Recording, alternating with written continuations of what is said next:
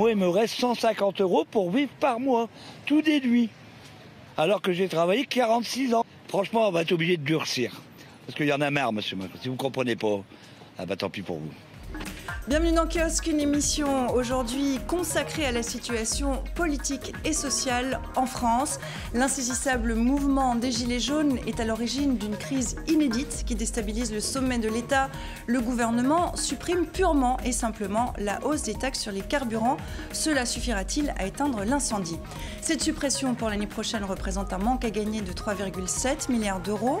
Comment le compenser? Faudra-t-il le récupérer sur d'autres impôts? Le mouvement des Gilets jaunes a réussi à placer la question des institutions au cœur du débat public. Quel modèle de gouvernance permettrait d'être plus en phase avec les citoyens? L'exaspération est-elle mondiale? Le modèle de contestation s'exporte, notamment en Belgique. Le mouvement des Gilets jaunes est-il un révélateur des inégalités dans le monde?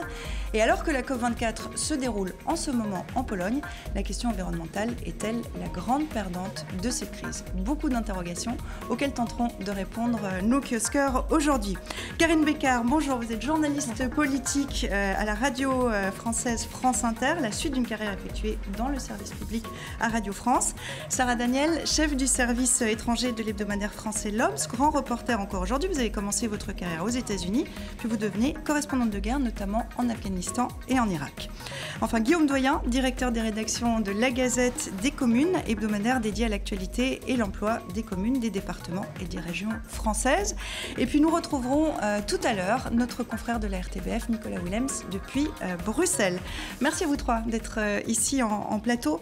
On va parler de cette semaine en France. Quelle semaine? On va y revenir en détail dans cette émission spéciale.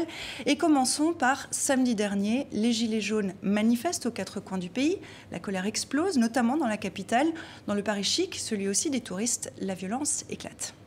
Macron, démission. Il doit vous entendre,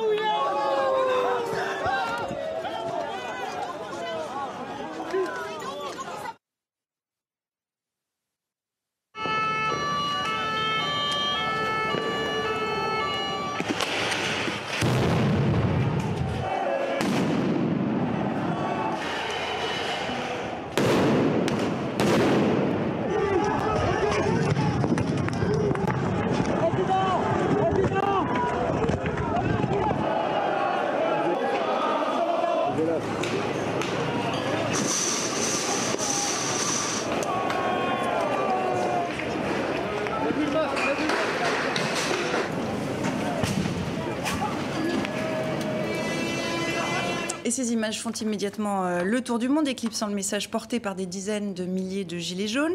Chaos, insurrection, guérilla urbaine, guerre civile, révolution, les qualificatifs n'ont pas manqué. Alors je me tourne tout de suite vers la reporter de guerre, on est une experte. Avec un petit peu de recul maintenant, Sarah, qu'est-ce qui s'est passé samedi dernier à Paris ? En fait, on a vu un mouvement qui était au départ quand même assez émanant de gens assez pacifiques et qui petit à petit s'est radicalisé. Alors moi j'étais par exemple ce samedi-là, j'étais à la Madeleine et on voyait dans le centre de Paris, pas loin. Dans le centre de Paris, mais pas sur les Champs-Élysées. Et on voyait une manifestation extrêmement pacifique. Voilà. Et après, tout de suite, il y a eu un peu de, si vous voulez, de ressentiment parce que les forces de l'ordre ont commencé à lancer des gaz lacrymogènes et il y a eu un grand sentiment d'injustice. Voilà. Alors après, sur les Champs-Élysées, en effet, c'était différent puisqu'il y a eu une sorte de contamination par des éléments un peu plus violents. Mais je pense que c'est un petit peu facile de rejeter toute la faute sur l'extrême gauche, l'extrême droite, des gens qui étaient venus pour casser. En fait, le mouvement est en train de se radicaliser et il y a une grande porosité de ces mouvements extrémistes avec les gilets jaunes qui nourrissent un peu leur colère, en fait. Karine, il y a une distorsion de la réalité quand on s'appuie sur ces images? Non, enfin, ce qui est intéressant, c'est qu'on utilise des tas de mots différents. Vous avez dit, il y avait en sous-titre révolte ou révolution, insurrection. En fait, on n'arrive pas à nommer les choses. C'est un mouvement, qui échappe à ceux qui participent parce qu'il n'y a pas de tête de gondole et on ne sait pas exactement à qui se référer pour discuter. Et puis, ça nous échappe aussi parce qu'à la fois, oui, sans doute, il y a manifestement des casseurs professionnels qui savent faire. Il y a manifestement un mouvement politisé à l'extrême droite et à l'extrême gauche. Et puis, il y a des gilets jaunes sincères qui se laissent embarquer par la violence, qui ont envie d'être violents contre ce pouvoir qui décidément les comprend plus, ou les comprend pas, ou les a jamais compris. Et puis il y a des gilets jaunes sans doute plus naïfs, plus dans la beauté du geste, dans le besoin d'exprimer effectivement des fins de mois qui ne fonctionnent plus. Qui sont ces gilets jaunes? Parce que c'est la question qu'on se pose depuis bientôt un mois. Vous, avec votre hebdomadaire, vous avez des retours qui montent des régions. Qui sont-ils? Est-ce qu'on arrive à savoir qui ils sont? Alors, il n'y a pas évidemment eu encore d'études précises, mais ce qui apparaît au travers des reportages, ce qui apparaît au travers de ce qu'ont fait mes confrères en suivant les audiences correctionnelles qui ont suivi les arrestations sur les Champs-Élysées, c'est pas mal de gens qui sont payés en dessous du salaire médian français, qui sont plutôt dans les 1 000, 1 800 euros par là. Des hommes, évidemment, quand il s'agit de personnes violentes, des personnes qui n'ont pas de casier judiciaire, qui sont assez bien insérées dans la société. Et lorsqu'on regarde les gilets jaunes, ils sont les plus paisibles en province, sur les ronds-points, etc. D'abord, vous avez un mouvement mixte, c'est vachement intéressant. C'est-à-dire des hommes et des femmes, là, pour le coup, intergénérationnels, donc des retraités aussi qui viennent soutenir les actifs. C'est un autre mouvement intéressant. Des plus jeunes, mais pas mal de gens qui ne sont pas désocialisés. En réalité, c'est plus des gens qui ont peur du déclassement. C'est ça qui nous revient. Ça, on va y revenir, voilà. On va y revenir dans un instant. L'Élysée se prépare à l'éventualité d'un mouvement je cite, d'une très grande violence demain samedi à Paris pour ce qu'on appelle l'acte 4 de cette mobilisation. On s'attend, nous dit l'Élysée, à ce que des gens viennent à la capitale, à Paris, pour tuer, même éventuellement. La violence, elle est à double tranchant. Elle peut servir ou desservir le pouvoir. Oui, enfin là, on peut imaginer, parce qu'on est encore à la veille, on verra ce qu'on dit demain soir, mais la veille, on peut dire que le pouvoir a besoin de dramatiser aussi la situation, a besoin de dramatiser les enjeux. Pour l'instant, la situation... Manipuler aussi ? C'est pas le mot que j'utiliserais, dramatiser. Pour l'instant, c'est un mouvement qui lui échappe. Pour l'instant, c'est un mouvement qu'elle n'avait pas réussi à anticiper du tout, qu'elle s'est... que le pouvoir, je dis elle, le pouvoir se l'est pris complètement de face. Et donc, on dramatise les enjeux, on dit que ça va être très grave, de manière à empêcher certaines personnes qui pourraient être tentées de venir manifester, éventuellement de ne pas venir, et de se retrouver dans un face-à-face avec des casseurs. C'est-à-dire, pour réussir, peut-être mieux à les canaliser, à les contrôler. Et si effectivement le pouvoir réussit à maîtriser la situation, il en sortira vainqueur et derrière, il imagine pouvoir enfin installer un dialogue, une table ronde pour commencer à réfléchir. Donc oui, on dramatise les enjeux. Pour clore cette partie sur les violences, est-ce que la société française, au regard de l'histoire, a un rapport particulier à la violence? Oui, alors il y a une grande tentation, notamment de mes confrères, de toujours faire des références historiques, ce qui est intéressant parce qu'en effet, il faut nommer les choses. On a parlé de poujadisme, on a parlé des ligues de 34, on a parlé de mai 68, etc. C'est quand même un mouvement très particulier et c'est de le réduire et c'est aussi faire la communication du gouvernement que de faire ces assimilations. Parce qu'il faut quand même dire que depuis le début, en fait, le gouvernement, vous parliez de manipulation, mais surtout, il y a eu une volonté de salir, de salir ce mouvement et de le catégoriser, de le mettre à l'extrême droite, etc. Après, quand en effet, à la suite des auditions qu'on a entendues, on a vu que le mouvement n'était absolument pas réductible à l'extrême droite, qu'il y avait aussi des éléments d'extrême gauche, mais aussi toute une France que moi j'ai rencontrée et qui est juste apolitique en fait, et qui ne se sent pas cette France périphérique décrite par le géographe Guy Luy et qui ne se sent pas du tout représentée par ses élites politiques et par son personnel politique. Et donc voilà, il y a eu une volonté tout d'un coup. Alors à ce moment-là, on a commencé à les considérer un peu plus, mais il y a eu un jeu très très dangereux et méprisant du gouvernement, d'une partie de la gauche, de mépris vis-à-vis des Gilets jaunes. On va s'intéresser justement, ça fait une bonne transition à cette réponse politique. Elle était particulièrement attendue après la journée de samedi, voire même elle a été déclenchée après la journée de samedi dernier. Cette réponse politique est venue en 2 temps et à 36 heures d'intervalle. Regardez bien.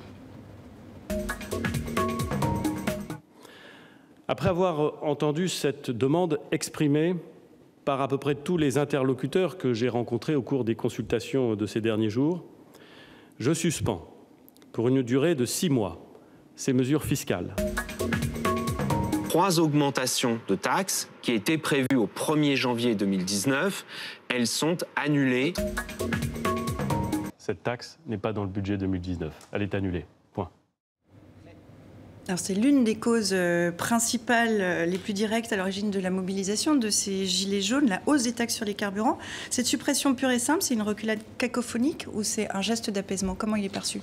Alors, c'est un geste d'apaisement à l'évidence, mais qui intervient alors que les colères montent depuis bien plus longtemps que la taxe sur le carburant, évidemment, ce qui fait que le recul devrait être plus profond, la négociation devra être bien plus dense. Mais quand bien même les prix de l'essence, du carburant baisseraient maintenant, il resterait ce mouvement de mécontentement, c'est absolument sûr, d'autant qu'en ayant obtenu, si vous voulez, un début de négociation avec l'exécutif, les Gilets jaunes ne vont pas lâcher l'affaire de sitôt.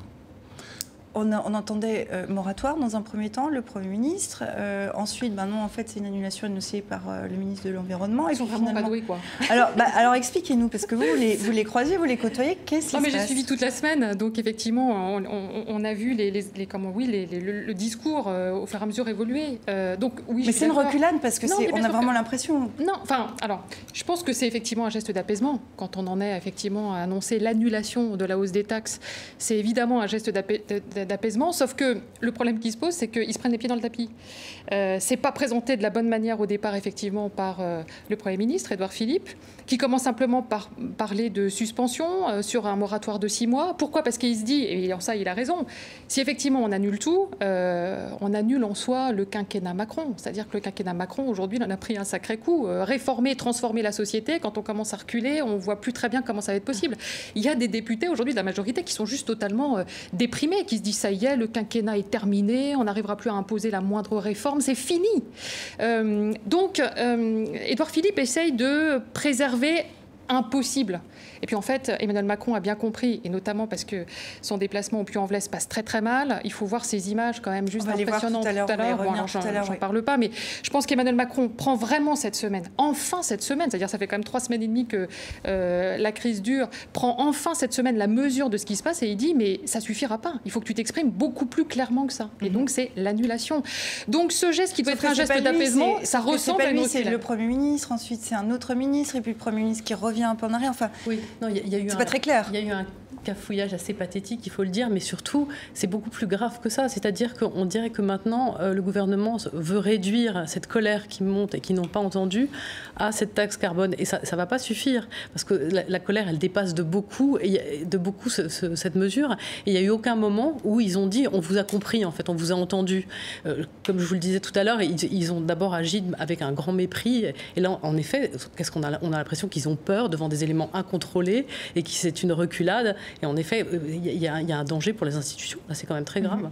Je me permets une insiste parce que je ne suis pas tout à fait d'accord. Oui, le gouvernement, au départ, a considéré que c'était juste une histoire de taxe carbone, mais ça, je trouve que c'était la semaine dernière. Cette semaine, je trouve que vraiment, on a un exécutif, et parce qu'il y a eu ce déplacement d'Emmanuel Macron au Puy-en-Velay, dont on va reparler, mais où il se rend compte que oui, c'est plus grave que ça, que oui, c'est en fait plutôt la montée des inégalités de les Français ne supportent plus ces inégalités. Vous admettrez que c'est un peu pathétique de se rendre compte de ça maintenant. Bien sûr que c'est pathétique. Tout le monde décrit ça. Non, mais tout le monde décrit ça depuis, je dirais pas des mois, mais presque des années. Et voilà. Et donc il y a quand même un manque de prise avec la réalité qui est juste effarant, quoi. Mais ça, je suis parfaitement d'accord. Enfin, je peux pas. Mais ce que je veux dire par là, c'est que cette semaine, par contre, il comprend enfin ce qui lui arrive, et c'est pour ça qu'on commence effectivement. Enfin, le Premier ministre d'ailleurs en parlait hier soir sur TF1, a proposé défiscaliser des primes que les entreprises pourraient donner à leurs salariés, soit à la fin de l'année, soit en début d'année prochaine. Enfin, on commence à tout va, à saupoudrer d'aides. Le problème, c'est que là encore, ils n'ont pas compris la crise à laquelle ils font face, parce que les Français ne veulent pas des aides. Ils veulent juste gagner normalement leur vie en travaillant. Guillaume, le quinquennat s'est joué un peu cette semaine, le quinquennat d'Emmanuel Macron. C'est joué cette semaine. On ne savait pas en fait dans quelle séquence on était exactement. La crise, elle commence vers le 15 octobre. Et là, aujourd'hui, avec le recul du gouvernement, avec le besoin d'ouvrir à d'autres sujets, vous l'avez dit, c'est tout à fait vrai, on entre dans une phase où le gouvernement, si vous voulez, l'exécutif s'est normalisé cette semaine. Il est devenu un exécutif français classique. C'est un exécutif qui va négocier. Mais la grande nouveauté, c'est qu'il n'a toujours pas d'interlocuteur institutionnel en face de lui. Il n'a toujours pas la CGT, FO, CFDT, les grands interlocuteurs qu'on connaît. Il s'est fâché avec les maires de France. Encore un interlocuteur qu'il a perdu, si vous voulez. Donc il a joué un jeu vraiment risqué depuis le début. On la voyait venir, cette colère. Vous parlez des maires de France. On la découvre un peu, on a l'impression de la découvrir. Mais est-ce qu'elle était déjà anticipée? Est-ce qu'on aurait pu l'anticiper? Elle était très manifeste chez les élus de petites communes, très visible. Ils criaient très fort. Ils se plaignaient tous azimuts. Il fallait voir les réunions qu'il y avait dans les régions. Donc, au Congrès des maires qui s'est tenu il y a quelque temps, là, à Paris, effectivement, la salle était bien chauffée. Et puis, sur tous les sujets, le président de la République n'est pas venu leur parler. Pourtant, sur place, il les invite à l'Élysée, mais il n'est pas allé sur place devant la salle de 5 ou 6 000 personnes. Donc, il a eu une certaine méfiance dans ce climat, quand même. Il n'a pas totalement relâché ses responsabilités. Il leur a parlé à l'Élysée. Bon, OK. Enfin, ils sont triés sur le volet quand ils vont à l'Élysée. Ils sont triés sur le volet, donc c'est plus prudent aussi pour lui. Mais si vous voulez, il y avait quand même cette colère. Il faut vous imaginer ce que sont les élus locaux en France. La France, c'est un pays de villages, en réalité. Il y a 35 000 communes, mais 32 000 font moins de 2 000 habitants. Donc c'est petit, c'est vraiment des gens représentants de la population. Se fâcher avec eux, soit symboliquement, donc en les respectant pas, les écoutant pas, ou même par exemple en coupant les emplois aidés. Ça s'est passé il y a peu de temps, ça, retirant des emplois aidés. Mais l'emploi aidé, c'est l'argent qui va servir à faire travailler le type qu'on n'a plus dans le village, etc. Donc tout ça a mis un climat un peu détestable. Et ça a probablement empêché la remontée, je pense, aussi d'informations fiables. Vous parliez des réformes, c'est le fil rouge de ce quinquennat Macron jusqu'ici. Est-ce qu'il va pouvoir le faire encore ou est-ce que c'en est fini ? L'idée, c'était il faut réformer la France. Est-ce que la France est devenue impossible à réformer depuis cette semaine, pour Emmanuel Macron en tout cas ? Il reste 3 ans et demi. Difficile à dire. Enfin, difficile de dire que dans 2 ans, ils ne pourront pas relancer quelque chose. Dans l'immédiat et sur les mois qui viennent, ce président qui s'était fait élire, avec les résultats qu'on a connus, 24% au premier tour, avec 78% de participation seulement, s'était fait élire sur l'idée de transformer la société française qu'en avait tant besoin. Il avait fait cette fameuse grande marche pour écouter au plus près, toquer à la porte des Français en leur disant racontez-nous ce qui ne va pas et moi c'est très nouveau, de ce que vous me direz horizontalement, j'essaierai d'en tirer verticalement des grandes politiques publiques. Bon, ça a raté complètement puisque s'il avait si bien entendu les Français que cela, il ne serait pas en train d'affronter sans doute la pire crise, parce qu'on dit qu'une des grandes crises a été Benalla. Quand là, il c'est était la en pire campagne crise et qu'il l'a fait, ça a plutôt bien marché. Ce qui s'est passé, est-ce que peut-être c'est pas ce qu'on dit souvent, une déconnexion une fois qu'on est au pouvoir? Est-ce qu'en 1 an et demi, il a pu se déconnecter à ce point-là de la base qu'il était allé chercher pour préparer sa campagne? Il avait été félicité plutôt pour ça. Non, mais il a tout réussi jusqu'à présent. C'est pour ça qu'il s'est fermé au reste. Il a réussi à modifier le code du travail, il a réussi à faire la réforme ferroviaire, il a réussi à faire passer Parcoursup, donc le mode de sélection à l'université. Donc il est resté droit dans ses bottes sur ces dossiers-là. Il s'est dit que celui-là, en restant droit dans ses bottes, ça marcherait une fois de plus. Ça n'a pas marché. De là à dire que tout le monde a vu venir, je ne pense pas en fait. Je pense que tout le monde a vu venir la colère, mais pas ce mode d'organisation, ni l'ampleur, ni la violence des événements. Et donc, cette semaine, le président renonce à la hausse des taxes sur les carburants, on le disait. Mais est-ce qu'Emmanuel Macron a convaincu les Gilets jaunes? Il n'a qu'à l'écrire alors à ce moment-là, que ça soit écrit, prouvé, quoi, parce que les paroles, c'est du vent, quoi, en fait. Pour moi, c'est du vent. Donc, non, j'ai pas confiance. C'est annulé pour 2019. Ça veut dire qu'en 2020, c'est remis en place. C'est ce qu'on a compris. C'est pas assez, parce que ce qui va enlever d'un côté va le remettre de l'autre. Nous, ce qu'on veut, c'est qu'il n'y a plus de taxes du tout, en fait. Et ça, c'est notre but, c'est pour ça qu'on est là. On ne lâchera rien, on ne veut plus de taxes. On l'a vu en 1968. En 1968, il dit on ne pouvait pas augmenter le SMIC. On pouvait pas. Bon, et puis finalement, au bout de 15 jours de grève, d'occupation d'usine, hop, comme par hasard, il y a eu les accords de Grenelle. C'est sorti du chapeau. Moi, je tremble pour ce qui va se passer samedi. Pour nos enfants, pour ses enfants, pour tout le monde. Bon, ma vie, elle est faite. Elle est faite, mais qu'est-ce qu'on laisse à nos enfants? On a l'impression que le message n'est pas vraiment tout à fait passé. Jean-Sébastien Ferjou, merci de nous avoir rejoints. Vous êtes cofondateur et directeur de publication du site d'information atlantico.fr. On vient d'entendre cette colère des Français. On a l'impression qu'aujourd'hui, le gouvernement est dans l'incapacité de l'éteindre, cette colère. Est-ce que c'est vrai? Parce qu'il prend les choses trop tard et qu'il n'y a pas cru et que pour partie, il n'en comprend pas fondamentalement encore les racines. Et que c'est un gouvernement de technocrates qui raisonne sur des moyennes, mais les moyennes masquent des réalités extrêmement diverses. Si j'ai les pieds dans le frigo, la tête dans le four, ma température moyenne est bonne, mais enfin si je suis dans le frigo, j'ai quand même un peu froid. Et là, les Français, justement, ont l'impression qu'on leur explique que non, ils n'ont ni chaud ni froid, que tout va bien, alors qu'ils ont la démonstration au quotidien que ça n'est pas le cas. Et donc, ce sont des sujets sur lesquels on travaille sur Atlantico quasiment depuis la création d'Atlantico. On a été les premiers à parler de la courbe de l'éléphant. Vous savez, la fameuse courbe qui montre l'impact de la mondialisation sur les classes moyennes et notamment les classes moyennes défavorisées des pays occidentaux. il y a quelque chose d'historique qui s'est passé sur les 10 dernières années. C'est-à-dire que si vous naissiez dans l'après-guerre, vous aviez deux choses qui pouvaient vous arriver. D'un, l'ascenseur social existait, et de deux, même sans changer de catégorie sociale, vos conditions de vie ne cessaient de s'améliorer de 10 ans en 10 ans et de génération en génération, y compris d'un point de vue sanitaire et y compris sur votre espérance de vie. Maintenant, c'est terminé. C'est-à-dire qu'il y a une partie des Français ou plus généralement des citoyens des pays occidentaux qui continuent à monter.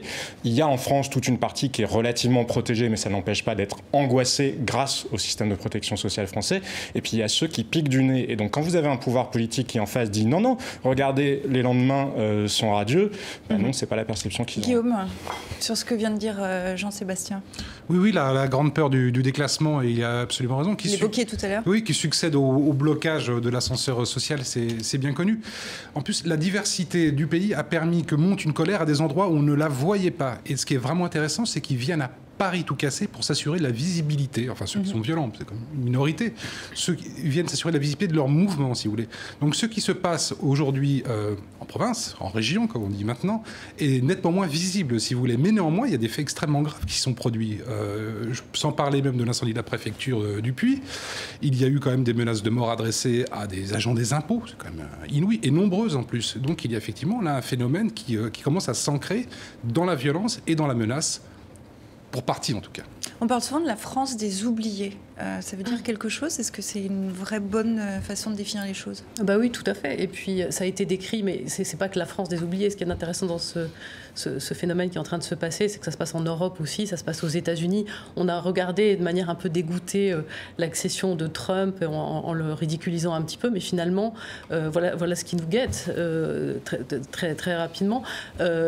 Marc Lilla, qui est un auteur américain, un professeur de Columbia, a décrit un petit peu comme la gauche avait été déconnectée, parce qu'il faut souligner, je vais le faire puisque je suis représentante d'un journal de gauche, mais la part de responsabilité de la gauche qui n'a pas vu et qui s'est détournée finalement de cette France périphérique et qui ont dû se retourner vers les extrêmes et qui a préféré aller chevaucher des causes sur, je ne sais pas, l'intersectionnalité des luttes, sur le féminisme. Enfin, c'était quand même incroyable que à cette manifestation que vous évoquiez, Benoît Hamon était à côté de Rokhaya Diallo en train de manifester avec les femmes et ne voyait pas qu'il était en train de se passer un mouvement social majeur. C'est quand même aussi, il faut souligner cette responsabilité de la gauche. Karine et ensuite Jean-Sébastien. Ce qui est fascinant, c'est que Emmanuel Macron, au moment où il se fait élire, et parce qu'il réussit à se faire élire, il est intimement persuadé d'avoir fait le bon diagnostic, en fait. Et donc, il ne peut rien lui arriver. C'est la raison pour laquelle, en fait, il ne comprend pas du tout là ce qui lui arrive. Et il s'en est rendu compte, comme on disait tout à l'heure, cette semaine. Il pensait qu'il avait parlé aux Français, qu'il avait compris où étaient les soucis, et qu'en transformant la France, avec toutes les réformes qu'on a rappelées, le marché du travail, la SNCF, qu'il allait avoir très vite des résultats, et que ça allait avancer et qu'on allait le bénir de trouver toutes les solutions que la France attendait. Donc, il est effectivement dans une déconnexion totale et il ne peut pas comprendre du tout ce qui lui arrive. Jean-Sébastien ? Je serais pour rebondir sur ce que disait Sarah Daniel. Oui, il n'y a pas que la gauche. Tout le monde a une responsabilité. Il y a eu véritablement une trahison des clercs, une trahison des élites. C'est pas vraiment un vocabulaire gilet jaune, mais c'est quand même ce qui s'est passé depuis 30 ans ou 40 ans. On n'a plus pensé le monde dans lequel on vivait. Et le paradoxe français, c'est que le pire de la technocratie française, qui par ailleurs est capable de produire un État qui fonctionne, mais le pire de la technocratie française, comme le prélèvement à la source, par exemple, réforme complètement stupide, on est déjà le pays qui a le meilleur taux de recouvrement de l'impôt au monde. Il n'y a pas besoin d'aller créer des bugs en plus, ni des chocs psychologiques sur le pouvoir d'achat. Le pire de cet esprit-là, c'est allié avec l'archaïsme des revendications sociales et économiques, le tout matiné des combats sociétaux dont vous parliez. Donc au milieu de tout ça, tout le monde a déserté la question économique et sociale et a produit un monde où il n'y a pas d'alternative à Emmanuel Macron. Parce que c'est ça qui est effrayant dans la situation actuelle, c'est que personne n'est capable de prendre le gant et de le relever en disant « Regardez, j'ai une proposition de société, une proposition de modèle économique qui en quelque sorte fonctionne ». Encore une fois, sur Atlantico, on a fait ce diagnostic-là depuis longtemps. Donald Trump, plus de 18 mois avant, on disait qu'il pouvait être élu quand on regardait la sociologie électorale. Et pourquoi je reviens sur Donald Trump? Parce que c'est une proposition cohérente. On peut vraiment ne pas la partager, mais c'est une proposition cohérente. Pourquoi? Donald Trump, il constate, il dit, il y a la numérisation, il y a la robotisation, il y a la baisse des prix de l'énergie. Et donc l'économie nord-américaine, elle pourrait très bien être moins intégrée dans les circuits de la mondialisation que ce qu'elle a été jusqu'à présent. Et c'est le moyen de protéger nos travailleurs. Vous êtes d'accord avec ce diagnostic ? Mais en tout cas, c'est la cohérence que je suis d'accord que cette offre est cohérente. Après, je ne dirais pas que c'est mon choix favori de société. Et je ne sais pas exactement mais les valeurs sociales de Donald Trump sont autres. Son racisme ou l'immigration, c'est autre chose que le constat économique. Non, mais pour rebondir sur ce que vous dites, je ne sais pas exactement qui serait notre Donald Trump de toute façon, parce que ce soit Marine Le Pen... Mais on ne l'a pas. Nous, on n'en a pas. Il y en a un qui pourrait émerger. Non, vous verriez quelqu'un, vous, déjà Ne serait-ce que là, c'est étonnant parce que ce mouvement dure depuis 3 semaines et demie. Et on voit bien qu'il n'y a personne qui émerge. Jacqueline Moreau est dépassée, d'ailleurs. C'est vraiment le pompier pyromane qui n'arrive pas à éteindre son propre feu. Je suis tout à fait d'accord. Il y a une forme de maturité quand même démocratique, en quelque sorte, chez les Gilets jaunes, qui disent la trahison dont je vous parlais, ils la constatent. C'est-à-dire, ils disent tous, ils sont très attentifs à la question de leur représentativité, de leur légitimité, ils commencent tous par dire ça. Et deuxième point, ils disent mais c'est pas notre boulot les gars. C'est pas notre boulot. Nous, ça fait 10 ans, 15 ans qu'à toutes les élections en 2002, en 2005, on vous dit on n'en veut plus de votre monde. Mais c'est vous qui êtes payés pour l'inventer, le monde d'après. C'est pas nous qui allons trouver ce qu'on met dans un traité de libre-échange avec la Chine. C'est vous. Et il n'y a pas de Karine, je vous laisse terminer. Oui, voilà. Sauf que la différence, c'est qu'ils sont dans une démocratie directe. Ils veulent pouvoir participer directement. Mais à laquelle ils ne croient même pas vraiment. Alors, on est d'accord. On va y revenir sur la définition d'un modèle. Mais dans un pays grand comme la France, la démocratie directe, ça ne pourra jamais. On va y revenir dans un instant. Karine, juste sur cette partie sur laquelle on était, Guillaume, on a les lycéens, les routiers, les agriculteurs qui pourraient s'agréger au mouvement des Gilets jaunes. On a vu ces images de lycéens arrêtés, qui sont des images qui ont beaucoup choqué. Est-ce qu'aujourd'hui, le gouvernement est menacé d'une somme de colère? On l'évoquait déjà au printemps, au moment de la grève de la SNCF. Est-ce que c'est maintenant que ça risque de se passer? Alors moi, je ne crois pas qu'il y aura une liaison là avec les routiers ou les agriculteurs qui, eux, sont tenus par des organisations syndicales assez classiques. Donc, ils vont peut-être participer, mais avec une prudence nettement plus forte. En revanche, les lycéens, c'est une autre tambouille, si j'ose dire, parce que quand ils sont lâchés dans la rue, on ne sait jamais ce qui va se produire. Et c'est là, ça peut déclencher non pas un mouvement social fort, mais des drames forts et un traumatisme important pour le pays, ce qui peut encore relancer un mouvement inorganisé, permanent, avec une petite guérilla comme ça, mais à haut risque. On va maintenant, je vous propose, revenir en arrière de 2 ans, presque jour pour jour, un jour près. C'était le 10 décembre 2016, porte de Versailles à Paris. Le candidat Macron était en campagne. Le pouvoir d'achat de tous les travailleurs va augmenter. Et je demande un effort net à 2 catégories. Les revenus du capital, 1,7 point de CSG. Ça n'est pas énorme.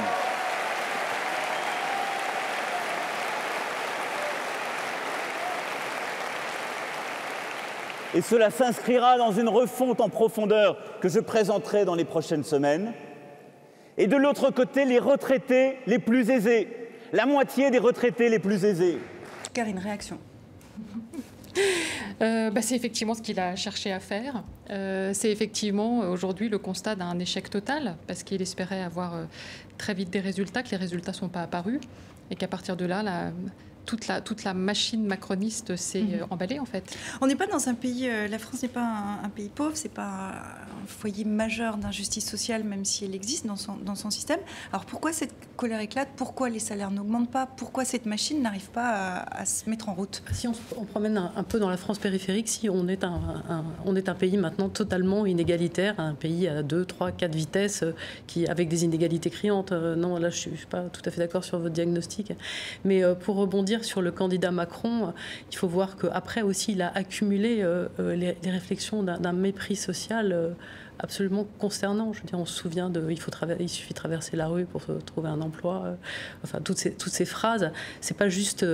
les commentateurs politiques, souvent, l'ont pris un peu comme un effet de mousse, enfin pas tellement fondamental. Enfin, il faut voir ce que ça recouvre et comment ont dû le prendre personnellement les gens. Je veux dire, c'est Marie-Antoinette la veille de la Révolution française. C'est absolument consternant. Le gouvernement donc, vient d'annoncer l'annulation de la hausse des taxes sur les carburants. Elle était prévue pour 2019, pour janvier 2019. C'est un manque à gagner considérable. Comment il va être récupéré? Est-ce qu'il va falloir...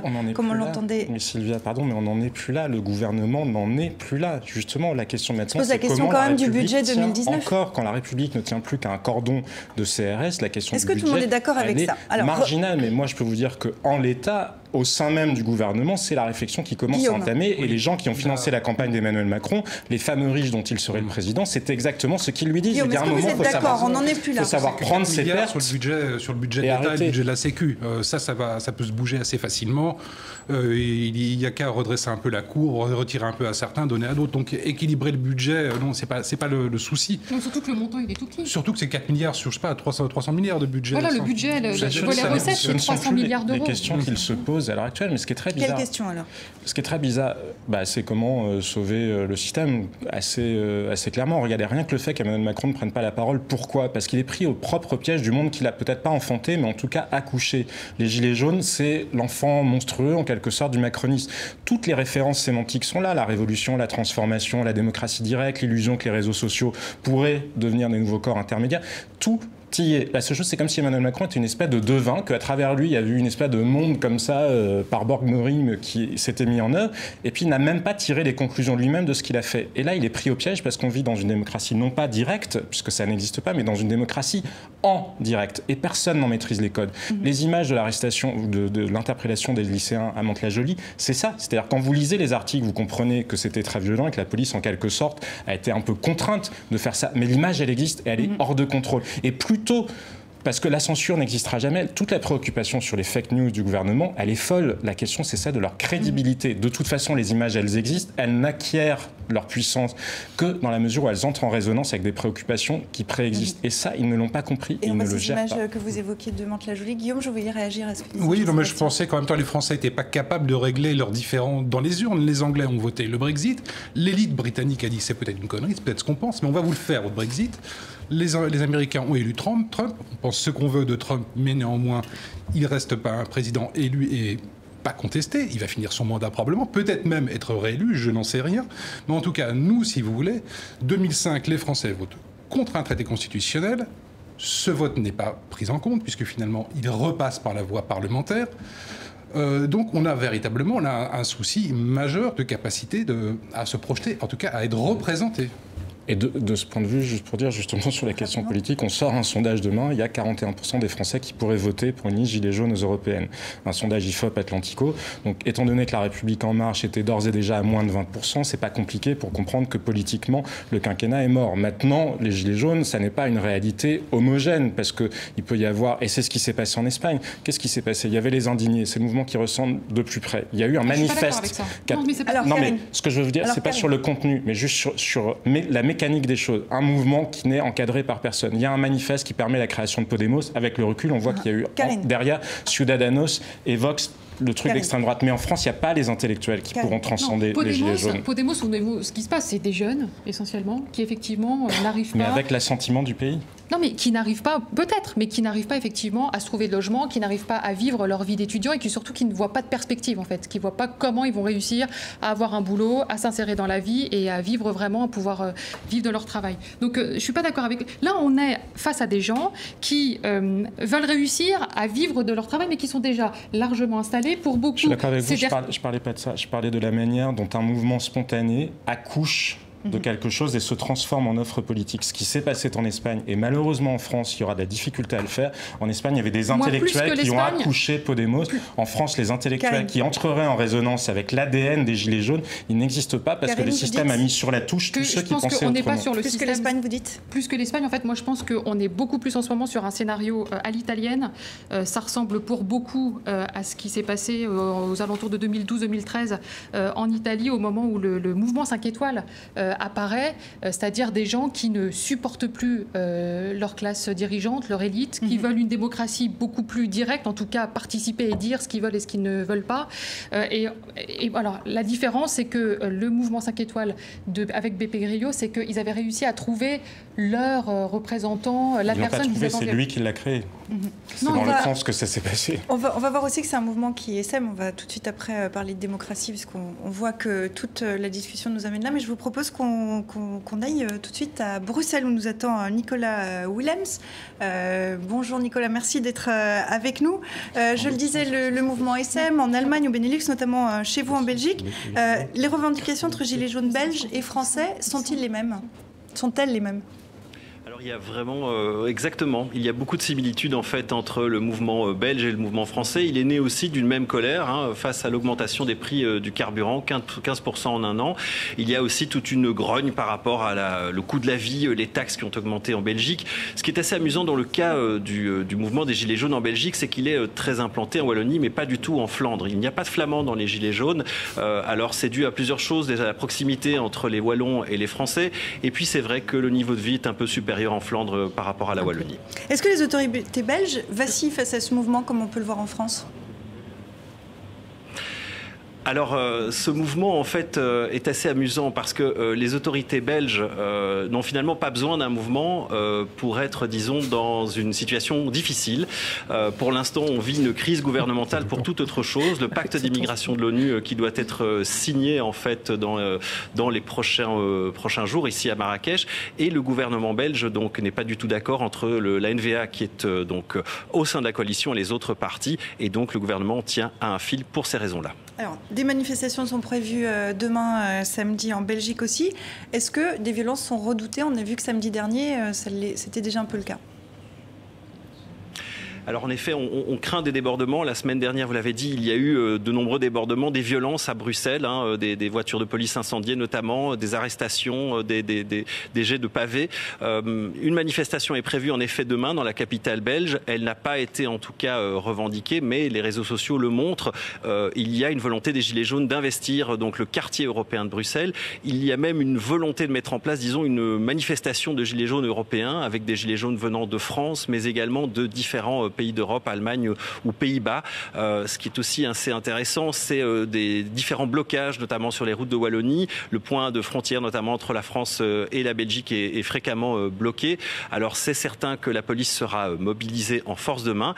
Et aussi à noter, élément intéressant, cet après-midi, les autorités belges ont déconseillé aux Belges de se rendre à Paris ce week-end à cause du mouvement des Gilets jaunes. Merci Nicolas d'avoir été avec nous depuis Bruxelles. À très bientôt, j'espère. On continue à décrypter la crise politique et sociale en France avec Jean-Sébastien Ferjou d'Atlantico.fr, Karine Bécard de France Inter, Sarah Daniel de l'Obs et avec Guillaume Doyen de la Gazette des Communes. Cette semaine, l'un de vous l'évoquait tout à l'heure, Emmanuel Macron s'est fait assez discret. Par 2 fois, il est allé constater les dégâts suite aux violences de samedi. Par 2 fois, il a été hué et même insulté.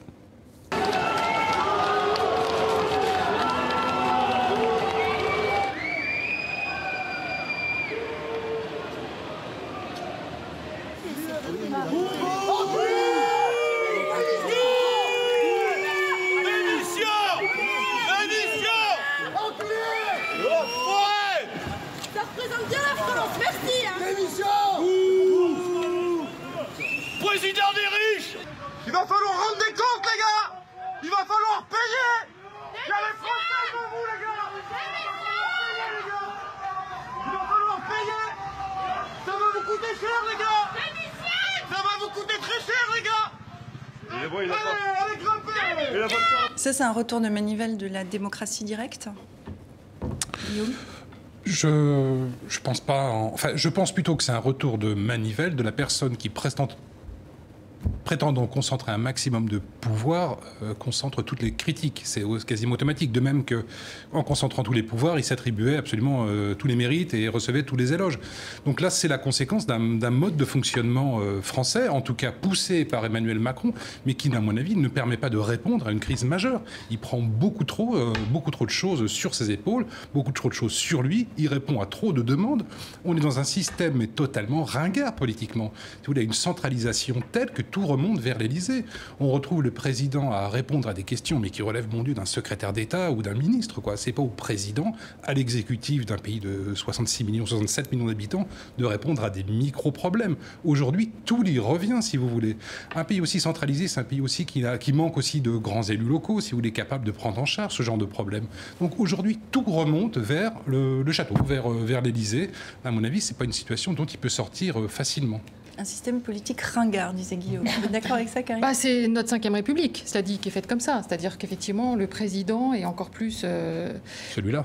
Encore plus celui-là, et encore plus depuis qu'effectivement, on a collé l'élection présidentielle avec les élections législatives. Donc, vraiment, tout est fait autour du président, et effectivement, tout remonte à lui, il décide de tout, etc. Mais la chose la plus intéressante, c'est que Emmanuel Macron a voulu balancer le système, a s'est fait élire sur la vague dégagiste. C'était soit pour Jean-Luc Mélenchon, et là c'est lui qui l'a emporté. Le problème c'est que du coup il se retrouve très isolé et tout seul. Là cette semaine, vous dites, il fait tout, il prend la moindre décision, etc. Cette semaine en soi c'est Édouard Philippe qui était à la manœuvre en permanence. C'est Édouard Philippe qui a été poussé partout, sur tous les fronts, qui n'a pas imprimé, je vais terminer, qui n'a pas imprimé en fait.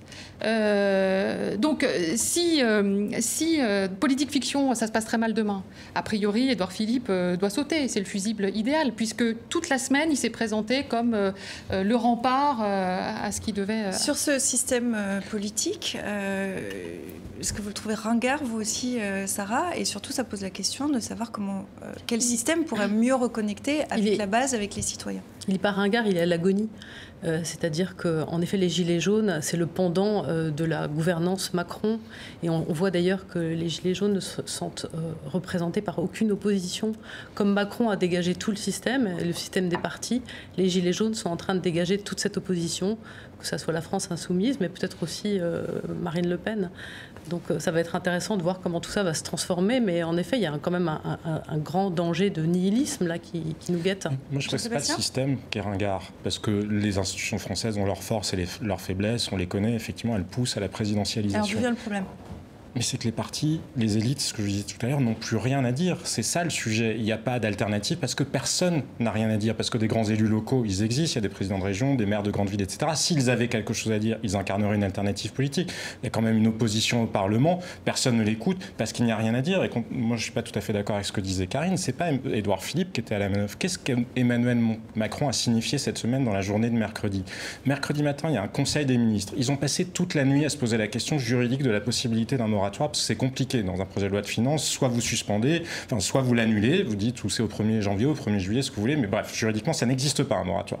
Ça fait rien. Il décide que si on maintient le moratoire. Il envoie son Premier ministre au Parlement défendre à l'Assemblée nationale et le lendemain au Sénat la logique du moratoire. Il envoie ses députés sur les plateaux télé, etc., défendre la même logique. Et puis le soir à 20h, par un caprice, le roi nous dit que non, ça sera l'annulation. Et donc Emmanuel Macron, de toute façon, a écrit le scénario du clash final. Il nous dit depuis le début, l'État, c'est moi. Il a dit qu'ils viennent me chercher. Il dit c'est eux ou moi. Et bien les eux, ils ont bien entendu le message. Et moi, ce que je constate, c'est que sur les chaînes d'information, sans que ça produise beaucoup d'émotions d'ailleurs, tellement l'accélération des choses, l'accélération de la déliquescence est rapide, un gilet jaune qui dit samedi, on ira à l'Élysée et puis on ira le chercher. On en est là. On en est là parce qu'il a créé ce scénario-là, mais les autres partis l'ont créé aussi, par la vacuité absolue de leur proposition. Je veux bien qu'on dise n'importe quoi, mais il y a juste quand même... Emmanuel Macron, il décidait pas... N'importe quoi, malheureusement. Emmanuel Macron, il décide pas comme ça, parce que c'est le roi, on va passer d'un moratoire à la suspension, à l'annulation sur un an. Mais peut-être, en fait, je suis désolée, c'est pas ça qui se passe. Ce qui se passe, c'est qu'en fait, ils se rendent compte que suspendre sur 6 mois, c'est juste pas possible. Ça veut dire que ces taxes qui ont été supprimées là au Sénat, parce qu'il y a l'examen du budget en ce moment, ces taxes qui sont supprimées, il va falloir commencer par les remettre lors de l'examen, du second examen à l'Assemblée. Ça veut dire que les députés macronistes vont devoir commencer par voter le retour de ces taxes pour finalement dire maintenant on vote un moratoire sur 6 mois. Ils se sont rendus compte que c'était une usine à gaz.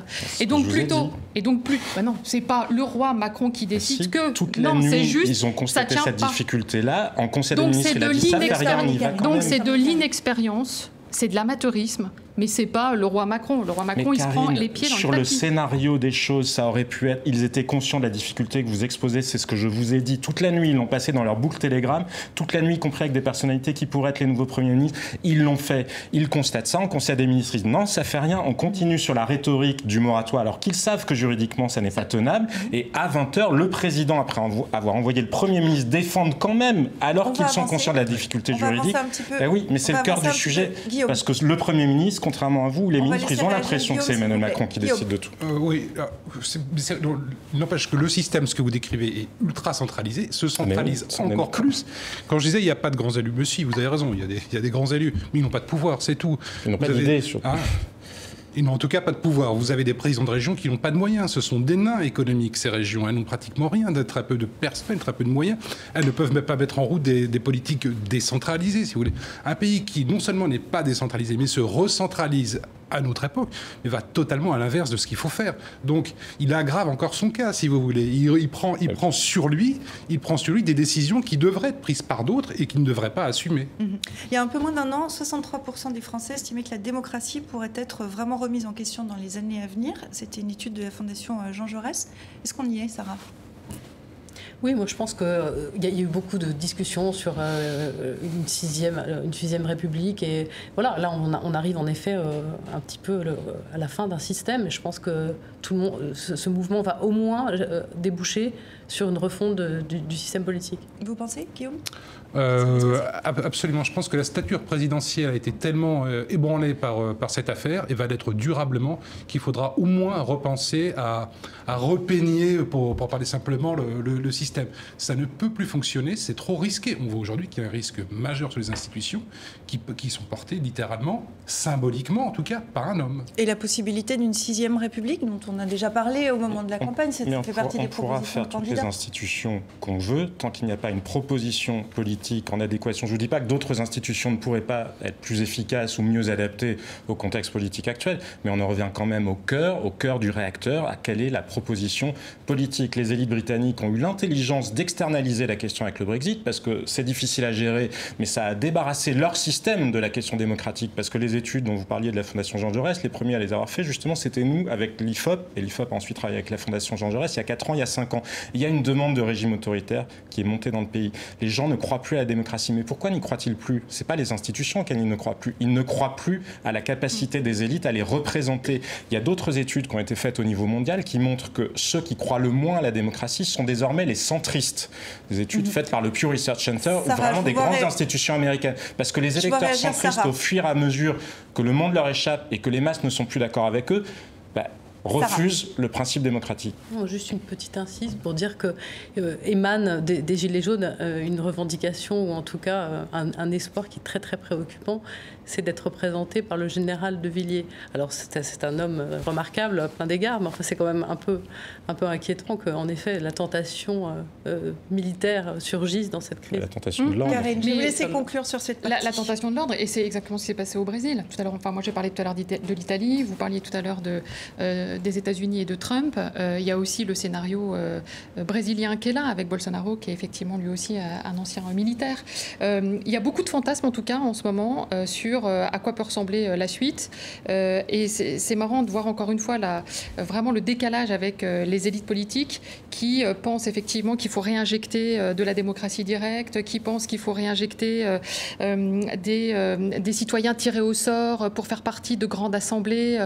Voilà, tout ça, je pense qu'on est vraiment dans l'ordre du fantasme total, parce que malgré tout, la politique, je sais pas, faire la loi, il faut savoir le faire. On s'est rendu compte là avec les députés de la République En Marche, par exemple, qui n'étaient pas du tout habitués à le faire, que c'était extrêmement compliqué. Et on va conclure avec cette question qu'il ne faudrait pas oublier non plus, c'est est-ce que l'environnement, dans toute cette crise en France, est le grand perdant de la crise? Pour ce responsable du WWF France, présent à la COP24 en Pologne, enjeux écologiques et sociaux sont fermement liés. Cette crise, que montre-t-elle? C'est que finalement, la transition écologique n'a pas, pour l'instant, été pensée par le gouvernement pour le quotidien des Français.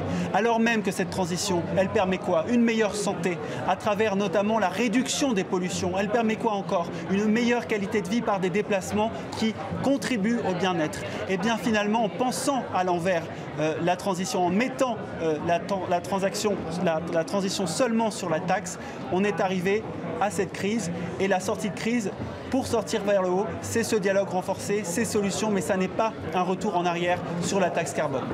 Alors, ça part de la France, mais c'est mondial.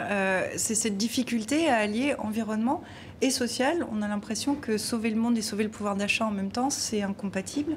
Est-ce que c'est possible? Enfin, comment vous positionnez-vous par rapport à cette question-là, Karine? Je pense que pour sauver la planète, il faut beaucoup d'argent. Et que le problème essentiel de la transition écologique aujourd'hui se situe là. Jean Jouzel, le grand climatologue, le dit très bien. Effectivement, donc ça va poser la crise sociale dans laquelle nous on est aujourd'hui en France. Et si on veut effectivement aider les gens à avoir des maisons adaptées face à la transition écologique, les voitures qu'il faut, etc., il faudrait un fonds au niveau européen. Je crois, lui, il l'a évalué à 1 200 milliards d'euros par an. Donc voilà, c'est juste impossible. Oui, sauf que peut-être avant de faire peser la transition écologique sur les classes défavorisées et sur la France périphérique, on pourrait aussi taxer les entreprises qui sont les plus polluantes. Mais moi je parle d'un fonds, 1 200 milliards d'euros, c'est la création d'un fonds pour financer tout ça en fait. Ça nécessite, non mais là je parlais justement de ces mesures qui sont un petit peu expédiées. Enfin, on a vu que la préoccupation écologique n'était pas non plus la principale du gouvernement. Au départ, oui. Donc de toute façon, là, c'est un peu se défausser vite. Et puis après, c'est vrai que ce qui est préoccupant, c'est qu'on a fait de cette question écologique un peu un luxe de classe riche, de bobos, et ça, c'est vraiment un peu préoccupant, parce que c'est vrai que les gens qui n'ont pas de quoi boucler leur fin de mois, qui sont un peu dans un désespoir total, à la limite que le monde disparaisse après eux, il y a une espèce de tentation presque du suicide et de la déréliction. Il y a un peu cette image, justement, on a pu en tout cas le voir comme ça, les ruraux contre les bobos. Mais c'est exactement ça, enfin.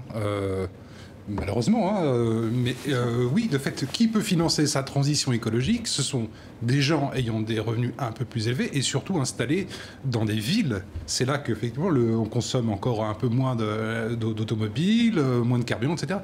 Donc, il y a des gens dans le monde rural qui sont effectivement quand même très engagés sur la question de la transition écologique. Il y a des paysans qui le sont beaucoup. Je trouve que c'est quand même une vision très caricaturale.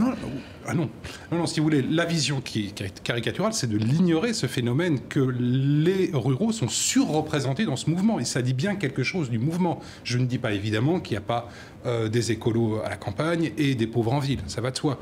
Mais si vous voulez, la ligne de fracture, elle passe quand même par la capacité à financer dans les ménages la transition écologique. C'est encore plus difficile quand on est loin du centre-ville. Jean-Sébastien, je vous laisse conclure. C'est une vaste plaisanterie. On parle de transition écologique et je suis persuadé que dans l'absolu, il en faut quelque chose qui relèverait effectivement de ce qu'évoquait Karine Bécard à l'instant, et du reste, ce serait possible quand on regarde bien économiquement.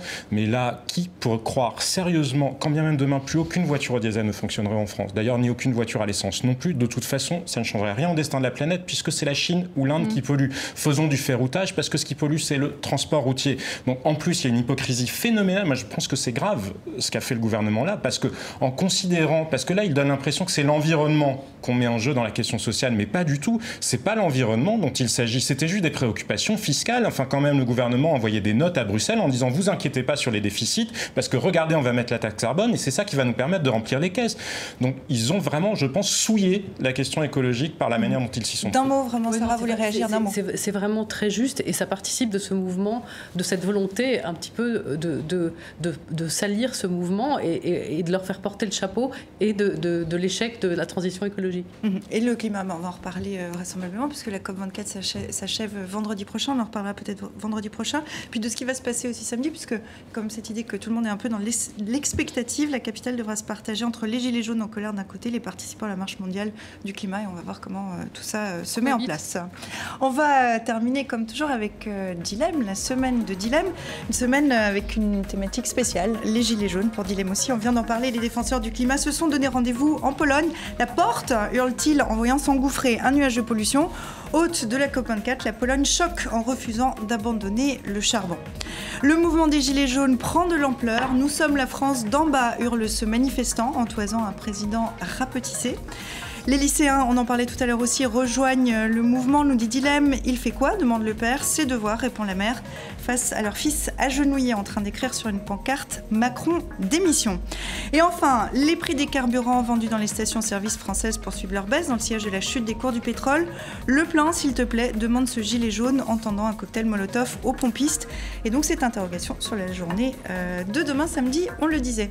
Merci infiniment à vous quatre d'être venus en plateau débattre, essayer d'analyser analyser ce qui se passe en France. Ça va encore continuer dans les jours à venir. On y reviendra sûrement, vraisemblablement, dans Kiosque. Merci à vous qui nous regardez fidèlement aux quatre coins de la planète. C'est fini là pour l'instant en plateau, mais évidemment, vous pouvez nous retrouver sur les réseaux sociaux. On vous y attend nombreux avec vos commentaires et vos questions.